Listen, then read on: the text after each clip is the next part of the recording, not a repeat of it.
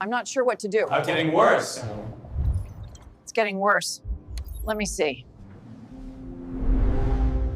They called her the quiet vet who was afraid of big fish. Laughed when she avoided the shark tank during tours. But when an aggressive bull shark terrorized the entire aquarium, Dr. Sarah Mitchell revealed why sharks had never been her fear. They'd been her specialty. Welcome to Motivation Unknown People. Before we begin this incredible story of hidden expertise and misunderstood genius, tell me in the comments, where are you watching from today? And if you believe extraordinary talents can hide behind ordinary appearances, hit that subscribe button and help us share these amazing stories. Riverside Aquarium in Portland wasn't the kind of place that made headlines. Tucked between a coffee shop and a used bookstore downtown, it attracted mostly families with young children and the occasional marine biology student looking for inspiration. The building was old, the exhibits modest, and the staff small enough that everyone knew everyone else's business. Dr. Sarah Mitchell had worked there part-time for 5 years, 3 days a week, handling routine veterinary care for the smaller exhibits.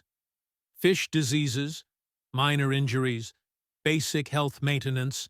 She was 62, soft-spoken, and had a tendency to fade into the background during staff meetings.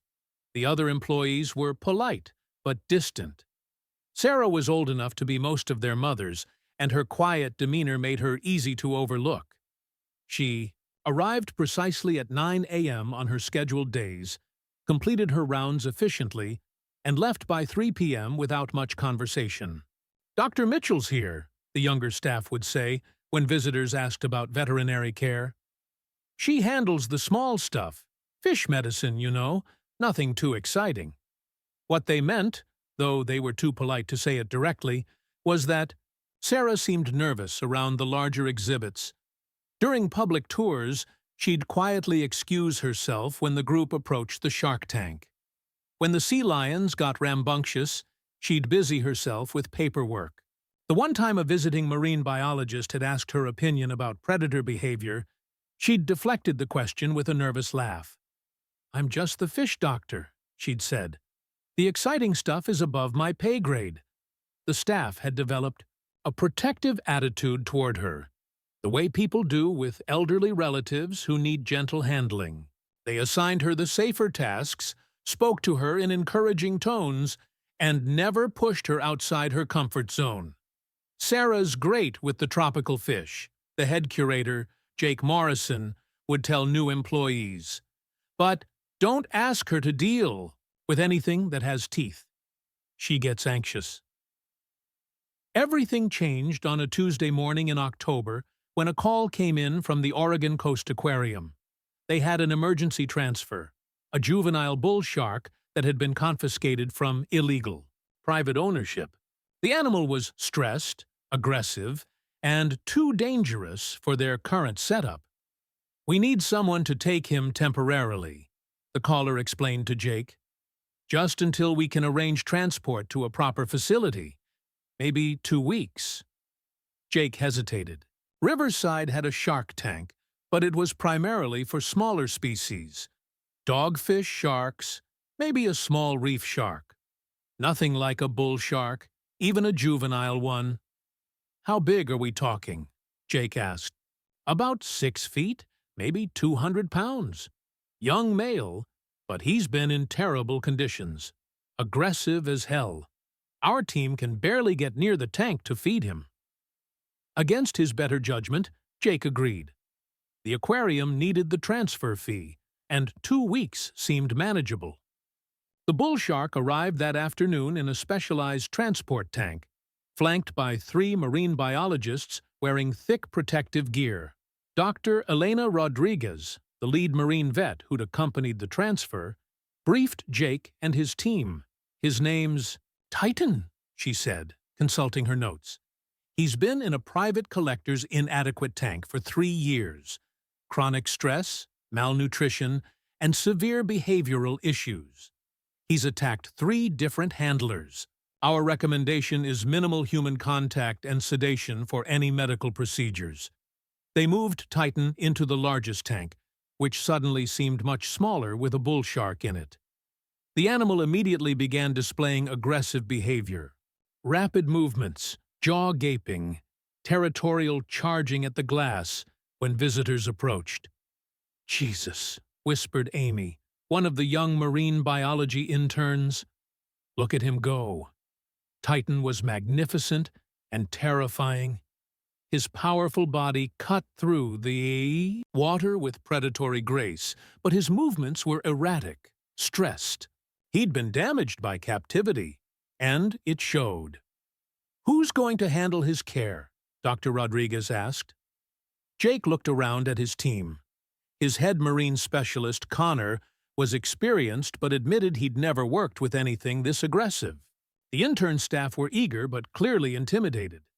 "We'll figure it out," Jake said. "How hard can it be?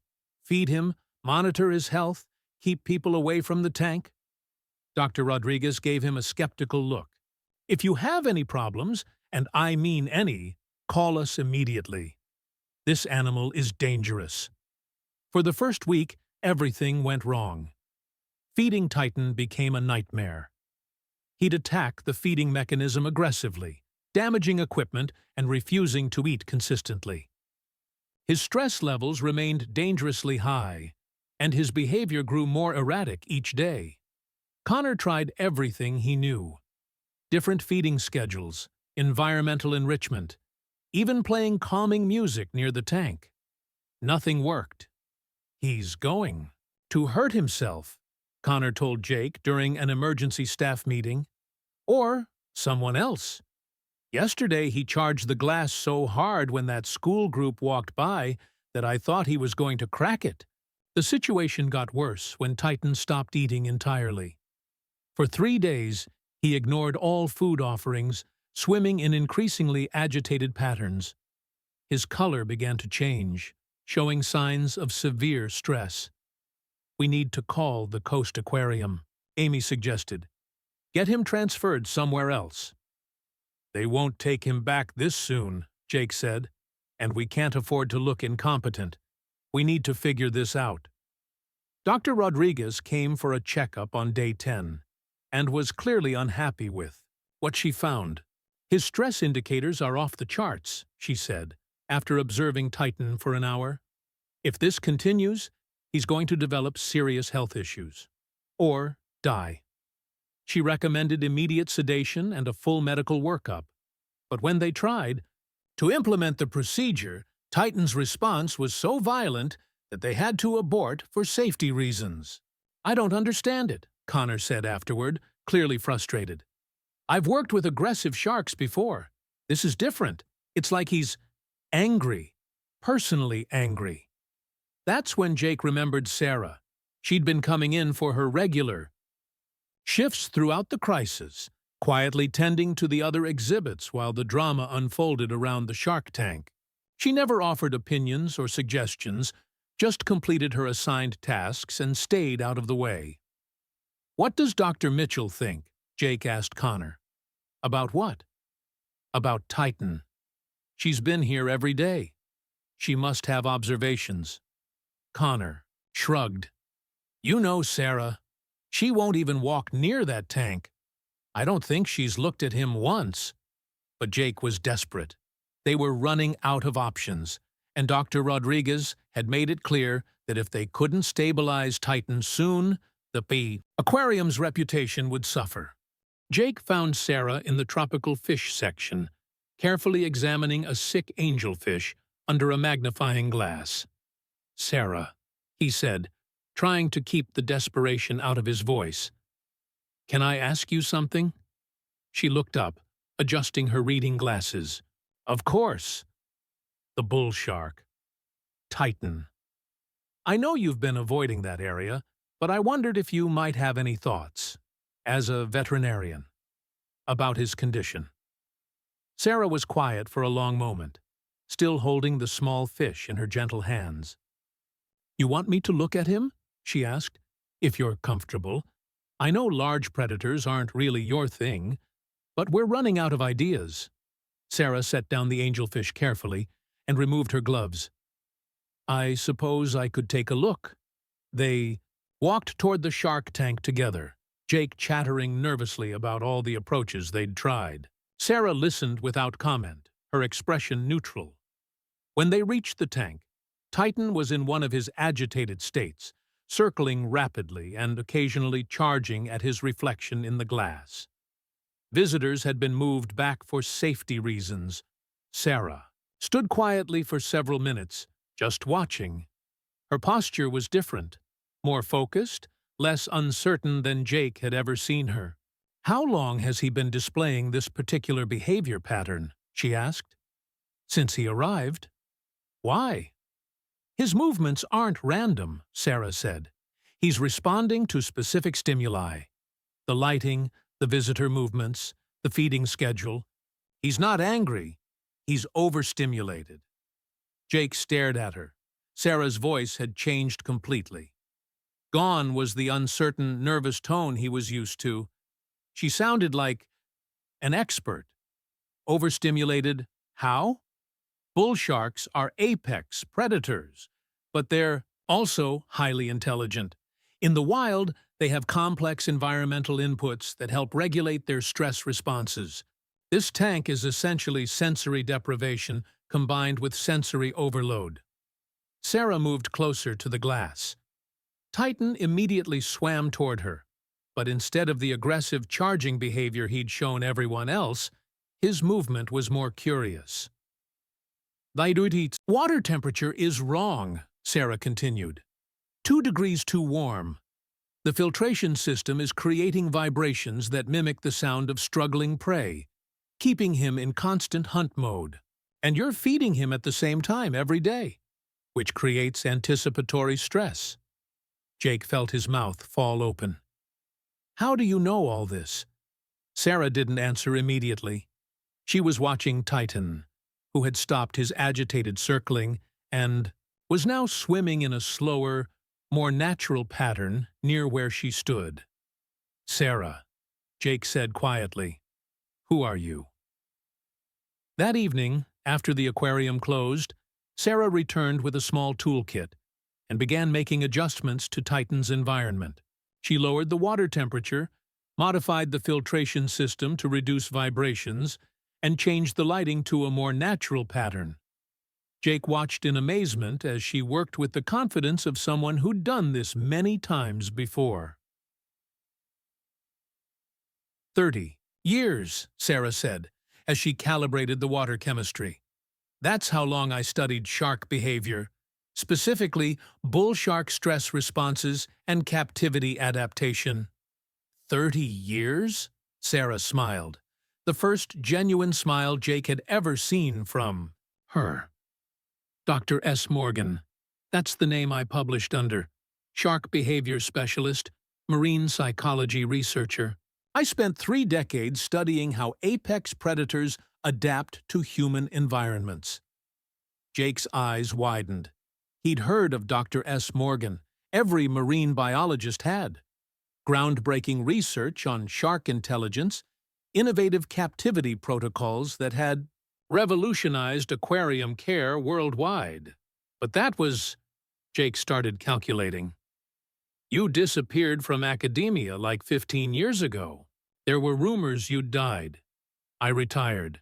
My husband got sick, needed care. By the time he passed, I was in my 50s, and the field had moved on. Younger researchers, new theories. I decided to stay retired. But why here? Why work as a part-time? Bet at a small aquarium?" Sarah looked at Titan, who was now swimming calmly, his stress behaviors completely gone. "Because I love the work. Just not the politics, the publishing, the conferences. Here, I could take care of animals without anyone asking me to be famous." Over the next hour, Sarah implemented a complete care protocol for Titan.